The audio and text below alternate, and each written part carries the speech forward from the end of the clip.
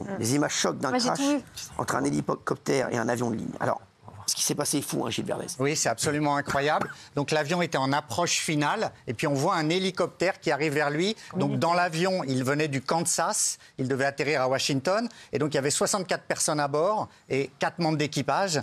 Et dans l'hélicoptère, il y avait 3 ou 4 militaires à bord. Et donc il y a la collision et on voit l'hélicoptère qui rentre, il y a des images, on voit l'hélicoptère qui rentre littéralement dans l'avion, une boule de feu, et ils sont tombés dans le fleuve Potomac qui était gelé, très froid, et il n'y a pas de survivants, et c'est Donald Trump qui a annoncé il n'y a pas de survivants. Il a dit d'ailleurs la nuit était claire, je ne comprends pas d'où vient cette catastrophe, elle n'aurait jamais dû arriver, mais il n'y aura pas de survivants dans cette catastrophe. Il a accusé la tour de contrôle, hein. Déjà, il était très véhément. Hein. Oui, parce qu'il y a des messages qui sont extrêmement sibyllins de la tour de contrôle qui dit, genre à l'hélicoptère, est-ce que vous avez vu l'avion qui arrive, plutôt que de leur dire détournez-vous, changez de cap. Atterrissez tout de suite. Oui. La tour de contrôle a dit à l'hélicoptère, de ce que j'ai vu moi aux infos, atterrissez d'urgence, atterrissez tout de suite. Oui. Elle a dit à l'hélicoptère d'atterrir.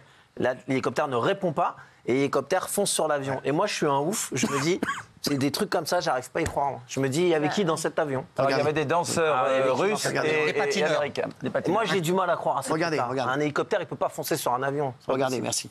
Mais il y a une erreur humaine.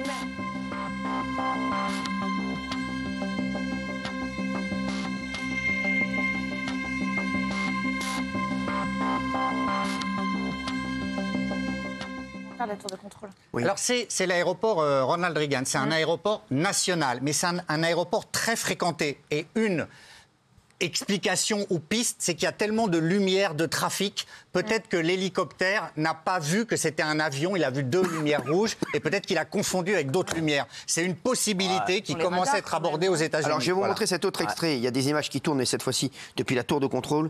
Il semblerait que les techniciens aient compris ce qui allait arriver, mais c'était déjà trop tard, regardez. Pass 25, this is CRJ in flight. Pass 25, pass line is CRJ. American 472, Washington Tower, 1 star, 32017. Did you see that?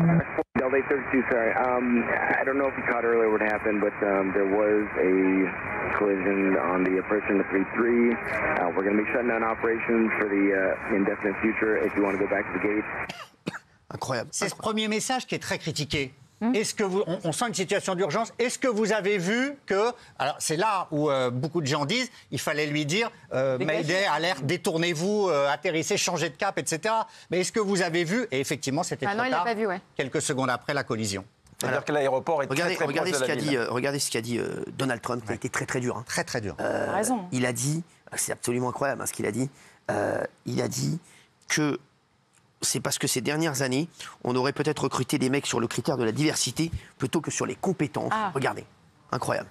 Êtes-vous en train de dire que ce crash était le résultat d'un recrutement basé sur la diversité? Ça pourrait bien être le cas. Nous avons des attentes très élevées, plus que dans n'importe quel autre pays. Il y a des tests psychologiques à passer. Et l'aspect psychologique est très important. Incroyable. Alors, je vous dis, dans la même conférence de presse, une journaliste donc, demande à Donald Trump si cet accident était d'une certaine manière le résultat d'un recrutement basé sur la diversité. C'est incroyable, je ne pensais pas qu'on pouvait penser à ça. C'est incroyable. Regardez, c'est fou, regardez. Enfin, le crash, est-ce qu'on mettait le crash? Dire que ce crash était le résultat d'un recrutement basé...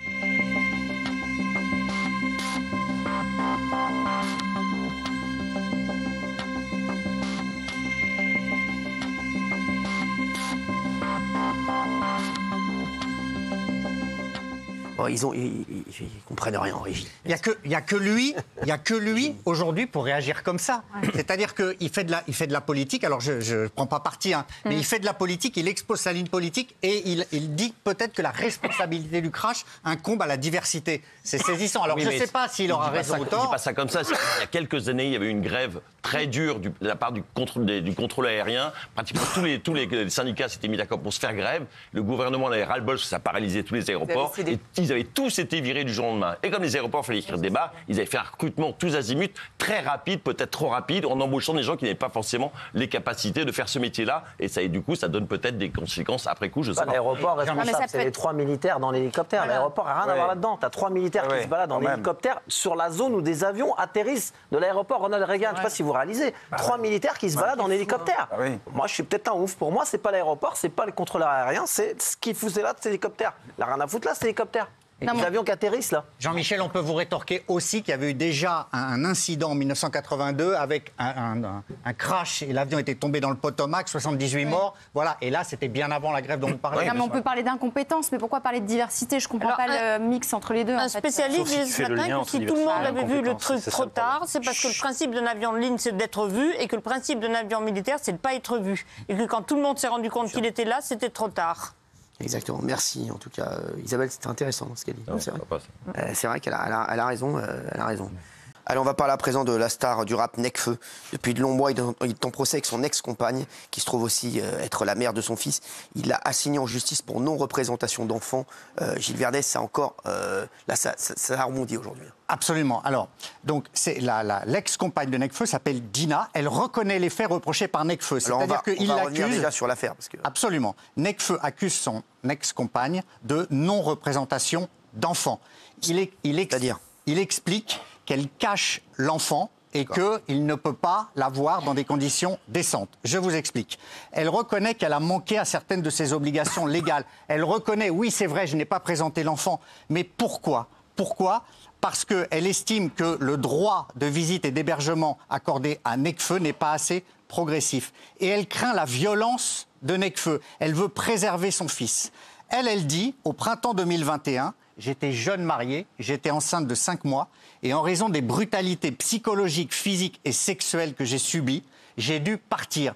Et Cyril, elle invoque une notion très intéressante dont on entend parler, qui s'appelle le contrôle coercitif, qui a été voté par les députés pour l'inscrire dans le code pénal. Je vous explique très brièvement, c'est une forme insidieuse et continue de violence dans un contexte conjugal avec des micro-agressions répétées au quotidien.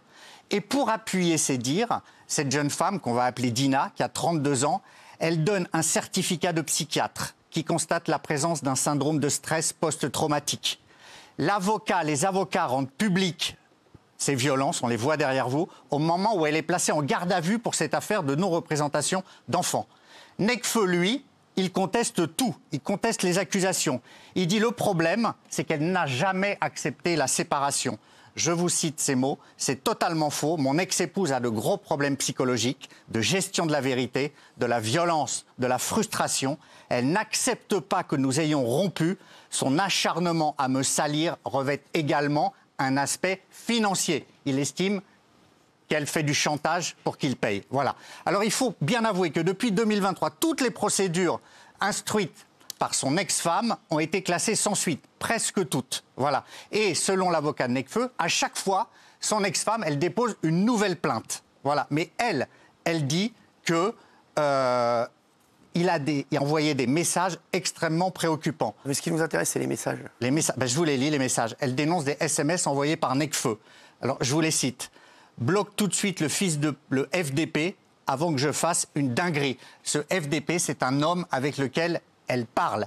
Il lui dit « Tu me donnes l'impression d'avoir besoin de t'exposer ailleurs pour que des inconnus et ou hommes du passé, qui sait, puissent te voir et que je ne te suffis pas dans notre bulle telle qu'elle. » Il lui a fait enlever toutes ces photos sur les réseaux. Voilà. Et il dit « J'avais oublié que j'avais fait ça. Je ne vais pas mytho pour rappeler que les photos avec des mecs ou décolletés, ça ne me plaît pas en tant que mari, ce dont tu as l'air d'avoir rien à foutre. » Voilà. C'est des procédures extrêmement complexes. Et Cyril, depuis 5 ans, aucun des deux ne travaille plus.